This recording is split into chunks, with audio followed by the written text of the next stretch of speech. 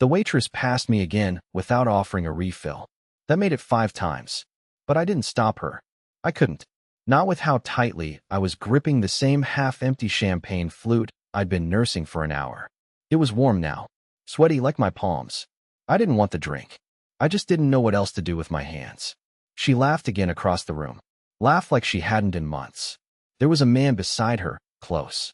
The kind of close you don't notice until you realize no one else is standing that way. Elbow brushing hers. Tie loosened. Mouth too near her ear when he spoke. She didn't flinch. I blinked slowly, pretending not to notice. I thought if I just stood still enough, if I looked polite enough, if I kept my smile going and waited long enough, she'd eventually come back for me. She didn't. The woman I had helped study through her night classes, who I stayed up proofreading reports for, who I moved cities for 3 years ago, she was now the glowing center of this room, surrounded by people with job titles I still didn't understand. And me? I was the husband who carried her backup flats in his jacket pocket just in case her heels started to hurt. She didn't even ask for them. Didn't even glance my way. At one point, I made the mistake of trying to wave her over. Subtle. Just enough to maybe catch her eye. She turned, met my gaze, paused, then smiled politely, and turned back around. Like I was a colleague she barely recognized. Or worse, a mistake she hoped no one would ask about. They brought out a cake later. Black and gold with the company logo. Everyone clapped, chanting her name. Even the CEO gave her a toast. She cried. Not over me. Not for us. But for that stupid job. That title. That world she'd built. Brick by brick. With walls I was never allowed to step behind. After the candles were blown out and the lights dimmed for a group photo, I stepped outside. Not to leave. Just to breathe. But as soon as the cold air hit my face, I knew I wasn't going back in. Not because I was angry, but because I had finally, silently, accepted something I had been denying for over a year. She wasn't mine anymore. She just hadn't told me yet. So I left, quietly, without saying goodbye, without letting her know she'd finally succeeded in making me disappear. I walked 4 blocks in the rain because I didn't want to call a rideshare and get asked, "How was your night?" And when I got home, I made a discovery that erased any lingering doubt that maybe I had imagined it all. Because no man calls at 11:12 p.m. twice, if he isn't expecting to hear her voice. When I got home, I didn't turn on the lights. I didn't want to see the reflection of myself in the glass doors, still wearing the same blazer she'd asked me to iron, just in case someone important showed up. I dropped my keys on the counter, the sound echoing like a gunshot in the dark apartment. Haley's heels weren't by the door. Her coat wasn't on the rack. Of course not. She was still at the party, glowing under those lights, living in that other world. I poured what was left of the cheap bourbon I kept for nights I didn't want to think. I wasn't angry, just hollow, like I'd been quietly replaced and everyone forgot to tell me. Then my phone buzzed. At first, I ignored it. Probably another spam text or a notification from some delivery app. But it buzzed again, and again, 3 times in less than a minute. When I glanced down, the name made my throat tighten. Haley's iCloud. Her smartwatch was synced to our shared account. She'd asked me to connect it once when she couldn't get her fitness data to upload. I'd forgotten it even existed. But now, a message was coming through. I opened it before my brain had time to stop my thumb. See, did he finally leave? The world seemed to slow down. My heartbeat actually got louder than the rain outside. Another message appeared seconds later. See, you did amazing tonight. He looked so out of place. Just like we said. For a long moment, I couldn't breathe. My bourbon tasted like metal. My mind replayed the image of her smiling beside that man in the Navy suit. His hand on her back. Her not moving away. I set my phone down, but my hands wouldn't stop shaking. I read it again, word by word, trying to convince myself there had to be another explanation. Maybe C was a coworker. Maybe it was part of some weird inside joke. Then her voice came through the voicemail icon. She'd called while driving, it seemed. Forgot to hang up before her phone connected to the car's Bluetooth. I pressed play. Static. A laugh. Then her voice. No, he didn't say a word. Just stood there, holding that glass like a lost tourist. I almost felt bad, but he needed to see what he's missing. Then a man's voice, calm, familiar, the same deep tone from the rooftop party. He won't be a problem anymore. You're free now. The recording ended with music and the sound of her laughter fading as the car door slammed. I just sat there, motionless, listening to the silence like it was trying to explain something. I didn't cry. Not yet. It was stranger than that. Like my mind was too shocked to feel sadness. Too tired to even ask why.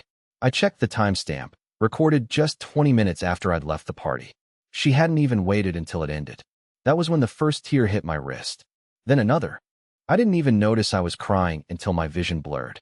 I stayed like that for almost an hour, replaying that voicemail until my battery hit 2%. My brain kept cycling through questions I didn't want to ask. Who was C? How long had this been going on? Why plan it so carefully that it almost seemed rehearsed? When she finally walked through the door around midnight, her makeup slightly smudged, she smiled like nothing had happened. Like I hadn't just heard her betray me in her own voice. She said, "You left early, huh? You should have stayed for the cake." I wanted to ask her about C, about the voicemail, about what free now meant, but the words got stuck somewhere between my chest and my throat. I just nodded, smiled even. "Yeah," I said softly. "Guess I wasn't really part of the celebration." She shrugged, poured herself some water, and went straight to bed. No kiss, no goodnight, just silence. I stayed in the kitchen long after she'd closed the bedroom door, staring at the glowing screen of my phone, replaying her voice again and again until it didn't even sound like her anymore. That night, something changed inside me. Not rage, not grief, but something quieter and colder. The kind of pain that doesn't explode. It seeps, slowly. And I decided that if she could plan this so carefully, I could plan something too. Something that wouldn't make a sound until it was far too late for her to undo. The next morning was worse than the night. Haley made coffee like nothing had happened. She even hummed some soft indie pop melody while buttering toast, wearing one of my old hoodies like she hadn't spent the previous night whispering to another man that she was free now. I sat across from her at the kitchen island, pretending to scroll my phone, but I was really watching her. Studying every blink, every stretch, every sip. She looked so calm. No guilt. No tension. It was like the betrayal had unshackled her. Like she could finally breathe now that I had seen what I was missing, as she so kindly said in that voicemail. She didn't know I had heard it, of course. She didn't know about the messages from C that came through on her synced watch while she was too busy being celebrated to notice. She didn't know I had saved the voicemail to a hidden folder, renamed it something boring like grocery list note, MP3. She didn't know any of that. And maybe that was the only power I had left. I took a risk. I leaned into the awkward silence between us and asked, "Do you have anything planned this weekend?" My voice cracked a little. I wasn't ready to sound normal. She looked up without hesitation. "Yeah, actually," she said, wiping a crumb off her cheek. "They're sending me to Boston. Strategy workshop. Just Friday to Sunday." There was no pause. No attempt to lie. No guilt. She was either the best liar in the world, or she truly believed I was dumb enough to buy it. And maybe I was. I nodded. "Nice. Hotel downtown?" "Yup." She sipped her coffee. "Should be fun. First time I'll get to meet some of the Northeast team in person." I smiled barely. "Let me know if you need help packing." She blinked, just once, and tilted her head. "You okay?" I hesitated, then gave the most practiced lie I've ever told. "Yeah, just tired. That party drained me more than I expected." She believed it. Of course she did. I was always tired. Always quiet. Always agreeable. The guy who disappeared into the background while she flourished. When she left for work, I didn't go back to bed like usual. I opened my laptop. I had no plan, no strategy, just instinct. I searched her company's public event calendar. No Boston workshop. No Northeast Strategy Summit. Nothing even close. The upcoming company-wide gathering was scheduled for the following month, in Chicago. I sat still for a moment, just staring at the screen. I think that was the last flicker of hope finally dying inside me. I kept telling myself maybe it was a misunderstanding. Maybe C was a code name for a project. Maybe she was role-playing something I didn't understand. But this wasn't a misunderstanding. This was coordinated, premeditated, carefully timed. She had waited for the promotion, for the clout, for the party, before fully switching over to a life that no longer included me. She didn't want to hurt me. She wanted to replace me without the mess. Too bad for her. I'm messier than she thinks. I took the afternoon to scan through every shared file, every calendar event, every synced app she had ever asked me to install for her convenience. I wasn't even sure what I was looking for until I found it. a folder named Q3_presentations. Inside were 3 PDF slides, 2 blank templates, and 1 file with the name Camden. PDF. I opened it and stared. Slide 1. Q3 results, Camden branch. Slide 2. A photo of her and the man from the party. Navy suit. Tie loosened. Her hand on his chest. A line of fake stats under it about employee morale. Slide 3. Hotel info. Not Boston. Philadelphia. Friday to Sunday. Boutique hotel. 1 room. 2 guests confirmed. The file was dated 2 weeks ago. I didn't breathe for nearly a full minute. Then I hit print. The sound of the printer was the loudest thing I'd heard in hours. Every sheet that came out felt like a nail into the coffin of whatever we used to be. I wasn't ready to confront her. Not yet. I was still fragile, still bleeding. But I knew one thing for sure. This wasn't going to be fixed with begging, or yelling, or tears. She was planning a new life. So I was going to give her exactly that. A new life. Without me in it. Just not the way she expected. The hardest part wasn't the lie. It wasn't hearing her casually talk about her upcoming strategy summit in Boston while folding her sweaters. It wasn't watching her slip my name off the emergency contact form she left on the counter without realizing I'd notice. It wasn't even smiling when she asked me if I'd be okay alone for a few days. No, the hardest part was pretending to be supportive. I nodded. I helped her pack. I even offered to drop her off at the airport, something I hadn't done in years. She hesitated for half a second, then said no. Claimed one of the other managers was carpooling with her. Some woman named Christy. I'd never heard of a Christy. When Friday morning came, she wore her conference blazer, the navy one I always said made her look like a Wall Street executive. She actually looked nervous. I thought for a second maybe she'd come clean. Maybe something in her would break, and she'd confess everything, tears in her eyes, apologizing for how far we'd drifted. But she didn't. She kissed me on the cheek and said, "Try to relax while I'm gone, okay?" Relax. I waited exactly 35 minutes after she left before I started driving. I didn't go to the airport. I went straight to Philadelphia. I knew the hotel. The slide in the Camden presentation had the logo. I even called the front desk that morning and, using my best confused husband voice, confirmed the reservation under her name. 2 guests, yes, the woman said cheerfully. Would you like to add anything to the minibar request? Minibar request. I laughed. Not out loud. The kind of laugh that only happens inside your chest when something snaps. I said no, thanked her, and hung up. The hotel was about 2 hours from us. Not bad. I didn't know what I planned to do once I got there. I just knew I had to see it for myself. I had to burn away the doubt. The small, stupid part of me that still whispered maybe it wasn't what it looked like. When I arrived, I didn't go in. I parked 2 blocks away and walked. Hoodie up, sunglasses on.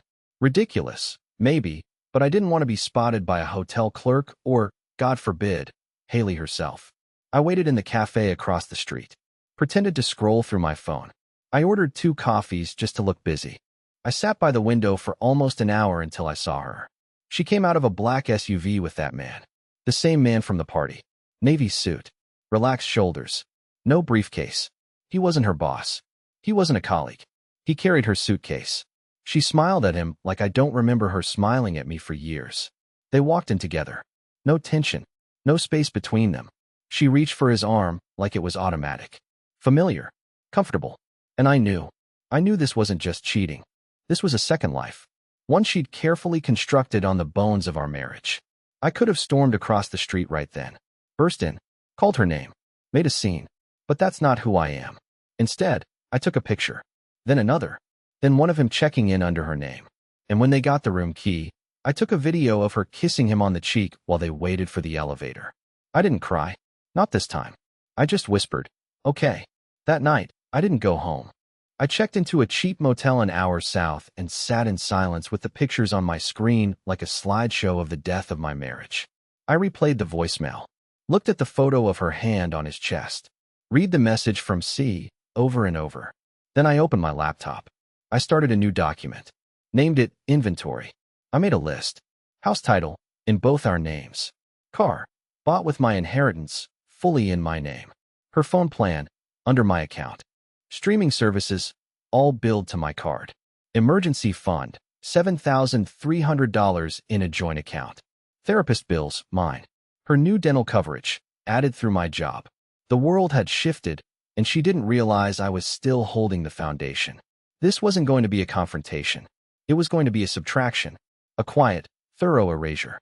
She wanted a life without me? Perfect. I was going to give her one. I got home Sunday afternoon, a full 4 hours before Haley's Boston flight was scheduled to land. Her suitcase wasn't there yet. Her shoes were still lined up by the door like a showroom display. Her jacket hung where she left it on Friday morning. Everything looked untouched, like time had frozen in our apartment, but I hadn't. I had been moving nonstop since the moment she left. Observing, processing, calculating. The first thing I did was move our emergency fund into a new account in my name only. Not illegally. Nothing shady. Just quiet. Methodical. It was my paycheck that funded most of that account, and it had only ever been accessed for car repairs and vet bills anyway. Never by her. She wouldn't notice until she needed it. And by then, she'd already be dealing with the rest of the fallout. I called our cell provider next. I asked to remove her line from my plan, effective immediately. They warned me her phone would lose service within the hour. I said that was fine. She'll figure it out, I told them. And I smiled when I said it. That was the first real smile I'd had in days. Then I moved to the utilities. I logged into every single account, electric, gas, internet, water, and changed all the passwords. Not to lock her out. No, that would be petty. I simply switched the contact email to mine and turned on two-factor authentication. Just enough to make it frustrating. Just enough to remind her that I wasn't invisible anymore. I thought I'd feel guilty. I didn't. I felt aware. Awake. Like I had finally snapped out of a coma I didn't know I was in. The house was trickier. We were both on the mortgage, but the down payment had come from my late aunt's inheritance. I still had the paperwork in a folder she never bothered to open, because in her world, documents were boring and bills were my thing. I called my lawyer, Marcy, the one who helped me settle my aunt's estate, and told her I needed to understand my options if one co-owner wanted to sell. I told her I had proof of infidelity, though I never used that word, just hinted enough to let her fill in the blanks. Marcy said she'd look into it and get back to me by Monday afternoon. I wasn't rushing. I was setting the table. Haley texted me around 3:52 p.m. A simple, landing soon. Can't wait to see you, smiley face. The smiley face almost made me laugh out loud.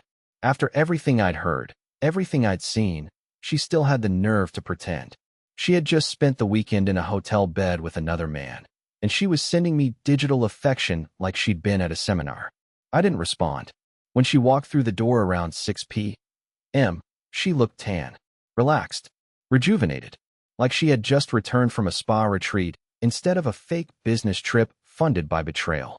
She kissed me on the cheek again, light and casual, and said, "Missed you." I said nothing. She paused.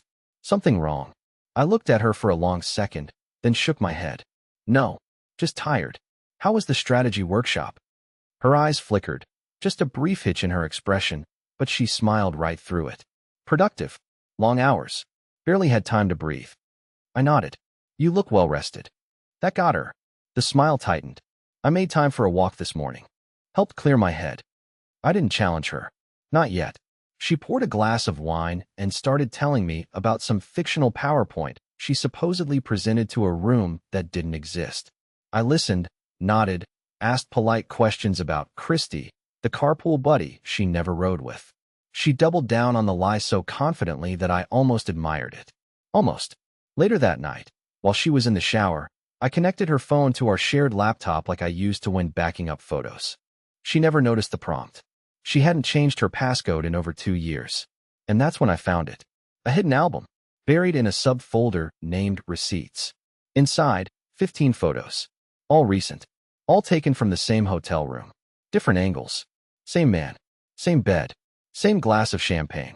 Some of her, too, posed on the balcony in a robe that wasn't hers. It wasn't just cheating. It was celebration. She wasn't sorry. She wasn't conflicted. She was proud. I didn't download the photos. I didn't need to. I just stared at the last one, the one where she was kissing him with the city lights behind her, and whispered, "Okay." She came out of the shower 10 minutes later, towel around her head, humming again like she hadn't just nuked our marriage behind my back. She crawled into bed and asked if I wanted to watch something together. I said no. Told her I had a headache. But it wasn't a lie. I did have a headache. From holding in what I now knew. From staying silent just long enough. Because tomorrow I'd take the next step. And it wouldn't just affect her. It would ruin him, too. Sleep didn't happen that night. Every time I closed my eyes, I saw those hotel photos. Her hair falling over her shoulders, that faint smirk she used to give me, now belonging to someone else. I tried to tell myself to stop looking, to stop replaying the moment she smiled at him in the lobby like I'd never existed, but my mind wouldn't let go. It wasn't jealousy anymore. It was something colder. A strange kind of curiosity that burned through the numbness. Who exactly was C? The man who thought he could erase 9 years of marriage with one weekend. The man who probably thought I'd stay quiet forever. The next morning, Haley left early for work. She didn't even make coffee. Just a "see you tonight," and the sound of heels fading down the hallway. I waited 15 minutes after she left before opening her laptop. She'd forgotten to log out again, same as always. Her email was still up, hundreds of unread messages mixed with a few she had starred. Most were boring, work-related threads with subject lines about logistics and project timelines. But one stood out, hidden in plain sight, under the subject Quarterly Compliance, CM. I opened it. It wasn't a work memo. It was a forwarded flight itinerary. Philadelphia to Tampa, next weekend. One ticket, her name, and below it in the signature. Best, Christopher M. Langford, VP of Operations. Vice President. My wife's lover wasn't some random coworker. He was her boss's boss. That explained the confidence, the quiet arrogance, the way everyone at the party had treated him like gravity itself. He wasn't just someone she was sneaking around with. He was a man who could shape her entire career. And she had let him. I clicked his name, searched her inbox, and found more. Dozens of innocent messages dating back months. All from him. Some were short and coded. Lunch tomorrow. Same place. Others were bold enough to read like flattery disguised as professionalism. Couldn't have done it without you, Haley. You make everything smoother. But then there was one message, the one that made my stomach twist. From Christopher Langford. To Haley Cordell. Subject, draft. Once this transition finalizes, you'll be officially under my department. No more awkward HR barriers. We can finally stop pretending this isn't what it is. No date on it. No context. Just a sentence that made my hands go numb. I leaned back in the chair and stared at the screen until the letters blurred. He wasn't planning to leave his position. He was planning to promote her. She wasn't the victim in this affair. She was being rewarded for it. The same woman who told me I should be proud of her success had built it out of deception and manipulation. That's when the idea hit me. I didn't need to expose her publicly. I didn't need to scream or destroy property. All I had to do was tell the truth to the right person. But not yet. Not without proof that couldn't be brushed off as paranoia or bitterness. I needed something undeniable. Something recorded. That afternoon, while she was still at work, I stopped by an electronics store and bought a small voice recorder, the kind that fits in your palm, meant for interviews or lectures. I knew she always took her calls in the kitchen when she came home. It was her habit, something about the acoustics, she once said. I hid the recorder behind a stack of cookbooks, pressed the record button, and waited. That night, she came home later than usual. Said she'd been finishing a report. I didn't answer. I just nodded and asked if she wanted me to reheat dinner. She waved me off, pulled out her phone, and started typing with that small, secretive half-smile that made my skin crawl. Then the phone rang. She froze for a second, glanced toward me, and said, "It's just work," before walking into the kitchen. The walls in our apartment are thin. I could hear muffled bits of her voice, fragments of laughter, quiet hums of agreement. Then a pause, followed by her saying softly, "Of course I deleted everything. I'm not stupid, Chris."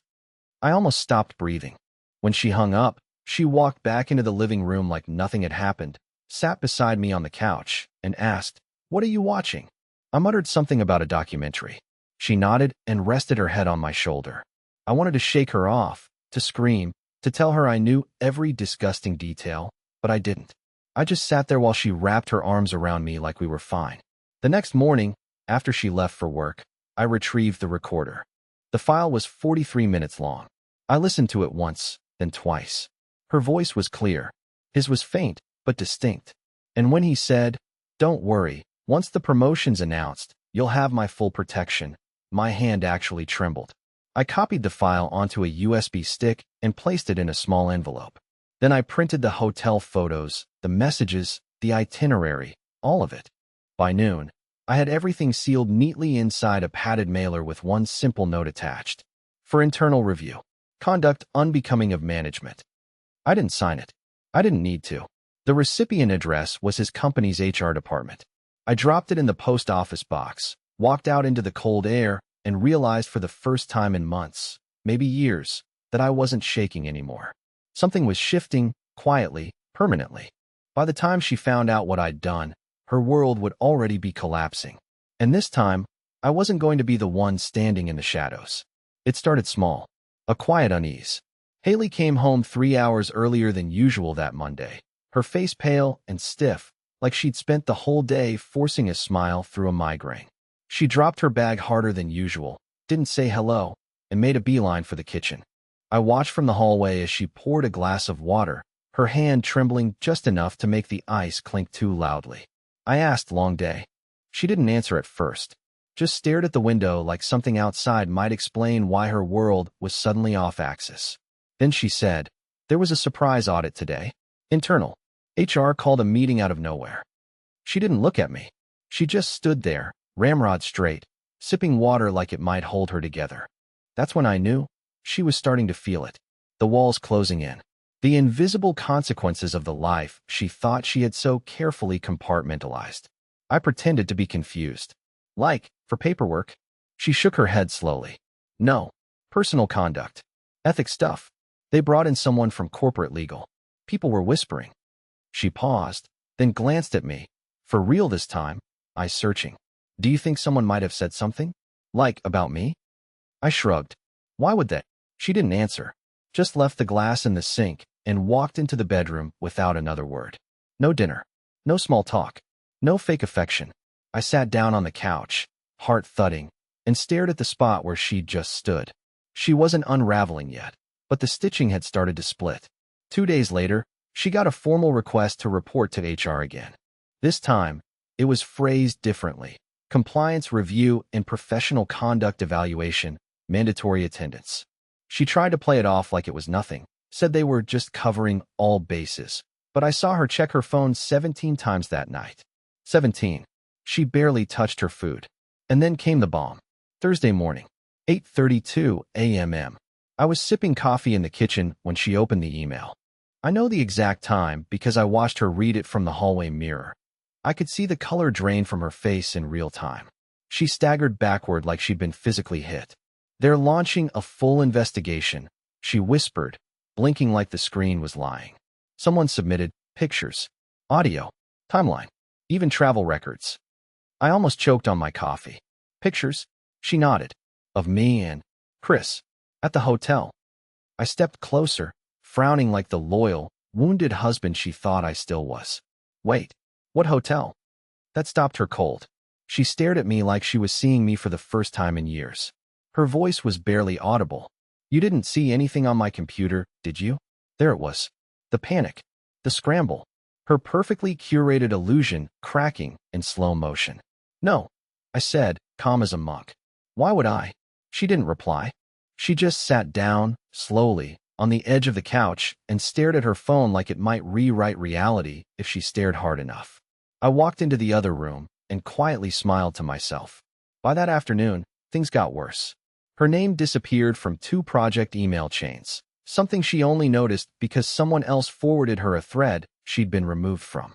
Then Chris stopped responding to her texts. Flat-out silence. A man who had once told her she could stop pretending now wouldn't even acknowledge her at all. And when she called him, straight to voicemail. She didn't eat dinner that night. Didn't sleep. Just paced. At 1:14 a.m., she stepped outside to take a call. I followed her to the door and pressed my ear close. "I swear I didn't leak anything. I don't know who did. Please don't shut me out." "Please," she said, voice shaking. I didn't hear the response, but I heard her cry. It wasn't loud. Not sobbing. Not dramatic. Just a strangled, choked sound of someone who'd just been hung out to dry by the very person she gambled her marriage for. By Friday morning, I'd received a message myself. Not from her. From a burner email I'd set up weeks earlier, using a throwaway name, forwarded to the company's ethics line. They replied, "Thank you for your documentation. A formal investigation has begun. Please note that while identities remain confidential, your evidence will be retained and reviewed for potential organizational impact. Should further clarification be required, we will contact you anonymously." I hadn't expected a response. I certainly hadn't expected speed. But apparently, when you drop a folder of infidelity, corporate misconduct, and a trail of policy violations involving a senior executive, it tends to move the needle. And I wasn't done. I had one more play. One more piece of her new life to pull apart. Haley had applied for a major leadership program, a mentorship track that fast-tracked her for upper management. The program's board had just begun final evaluations. She had been bragging about it for weeks, saying she was a lock. Her interview was scheduled for Monday morning. I submitted a second packet. Photos. Timeline. The same audio. Only this time, I sent it anonymously to the director of the mentorship board, with a note that simply read, "Candidate's leadership integrity is incompatible with her personal choices. If this behavior reflects your values, proceed." That night, Haley sat on the couch, staring at the TV like it was broken. She didn't ask me how my day was. She didn't ask me anything. She just sat there, waiting for her phone to light up. It didn't. I went to bed early. The next morning, I woke up to the sound of something shattering in the kitchen. A glass, I think. Maybe a plate. She screamed. Just once. Then silence. I stayed in bed. Calm. Steady. Listening to the stillness. I had done enough. For now. I didn't leave dramatically. No slammed doors. No suitcase rolling monologue. I didn't even take all of my things. Just what mattered. A backpack, some savings, and a printed photo from our wedding day that I'd quietly tucked into the bottom of the drawer 2 years ago. The one where she was still looking at me like I was her future. Before she replaced that look with ambition. Before I became the afterthought. She was still asleep when I left. Curled up on her side of the bed. One hand under her pillow, the other wrapped around the blanket like she was afraid something would slip away if she didn't hold on tight. Too late. On her pillow, I left an envelope. No yelling. No revenge rant. Just that letter. "Haley, you once asked me what I wanted from you. Back when you were still trying to balance love and career and your own rising fire. I told you I just wanted to matter. Not to your team. Not to your mentors. To you. But somewhere along the way, I stopped being someone you saw and became someone you used to know. That was the part one couldn't fix. And that's okay. Because now, I finally see myself. I see the man who kept showing up when it was hard. Who made coffee at 6 a.m. and defended you in rooms you didn't even know you were being criticized in. I see the guy who believed in you, blindly, fully, until you looked him in the eye and lied without blinking. This isn't a punishment. It's a release for both of us. I'm not angry anymore. I just want something different now. Something honest. Something mutual. I hope you find what you're looking for, Haley. I really do. But I won't be around to see it. Curtis." I left the key on the table. Not out of bitterness, just closure. I took the train 2 states over, to a little town where my cousin owns a bookstore. He'd offered me a guest room 6 months ago during a rough patch. I'd never taken him up on it. Until now. That first night, I didn't check my phone. I didn't refresh social media. I didn't sit there wondering what she was doing or who she was with. I just listened to the quiet, read a dog-eared paperback, and let myself breathe. 2 weeks later, I got a short text from an unknown number. Just 6 words. "You were right. I was wrong." I didn't reply. I didn't need to. I was working part-time at the bookstore by then. Fixing the back room, organizing old vinyls, giving directions to tourists looking for the lake. Simple stuff. Real. I started therapy. Not because of her, because of me. Because for years I had buried every ounce of self-worth under someone else's spotlight, thinking that made me noble. Turns out, it just made me disappear. Now, I'm showing up again, for myself. There's no dramatic comeback. No new lover sweeping me off my feet. Just quiet mornings. Strong coffee. The sound of rain on windows without needing to impress anyone. And that, Reddit? That's the best ending I could have asked for.